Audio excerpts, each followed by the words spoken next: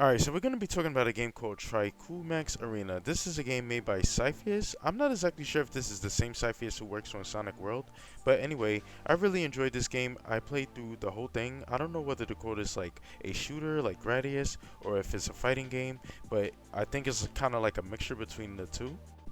So the game's going to open up with some kind of lore. It's going to have some dialogue with, a story about some evil scientist that's, his face is unknown to everybody and everybody recognizes him by the symbol he leaves behind and things like that. So it's like, oh, this kind of creepy mysterious guy.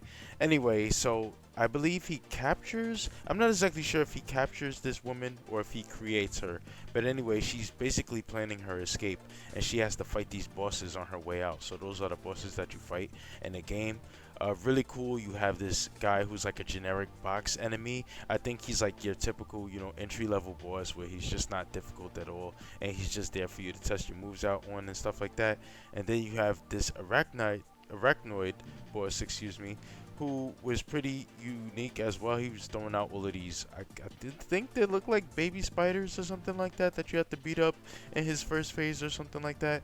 One small issue I had with this guy was it seemed like when you fell into the acid, there was no way for you to get back up, so you just literally had to sit there and watch your character take damage, and it was like crazy because if you had full health and you landed in this acid, you would just have to sit there and wait for your character to die. So I don't know if the creator wanted it to be like if you dropped in the acid, he wanted you to die, or if it was just like, a bug.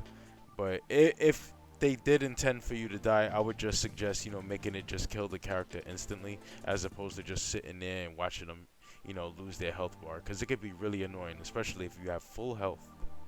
So this thing winds up having like a third phase in which like it gets like really big and it moves to the left side of the screen and starts spitting a bunch of stuff out at you. And you have to basically like get the rhythm down and start understanding the patterns, dodging all the debris, and then when a certain one comes out, you just have to stomp on it so it goes back and damages him.